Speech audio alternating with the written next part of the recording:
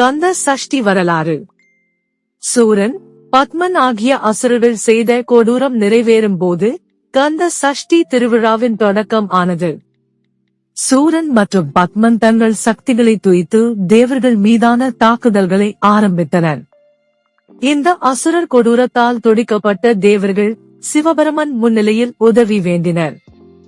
அங்காரக தீர்த்தத்தில் கங்கை நீரில் இருந்து கந்தன் தோன்றினான். சக்தி, ஐயன், சிவபெருமான் ஆகியோரிடம் இருந்து முத்திரைகள் மற்றும் அஸ்திரங்கள் கற்றுக்கொண்டார். முருகனுக்கு வேல் வழங்கப்பட்டதோடு தெய்வீக சேனைகள் அவனைச் சேர்ந்தன. முருகன் தனது சேனைகளுடன் திருச்செந்தூர் நோக்கி புறப்பட்டார். முருகன் அசுரர்களின் சேனைகளுடன் அதீத வீரத்துடன் போராடினார். சூரபத்மன் வேலின் சக்தியால் மயிலாகவும் கொடியாகவும் மாறினார். முருகனின் வெற்றியால் உலகம் அமைதி பெற்றது. சஷ்டி விரதமும் பின்பற்றப்பட்டது.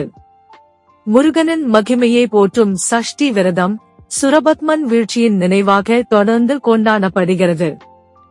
முருகப்பெருமானை நம்பினால் சேனலை லைக் செய்யவும், உங்கள் எண்ணங்களை கமெண்ட் செய்யவும், வீடியோவை பகிரவும் மற்றும் சேனலுக்கு குழு சேரவும்.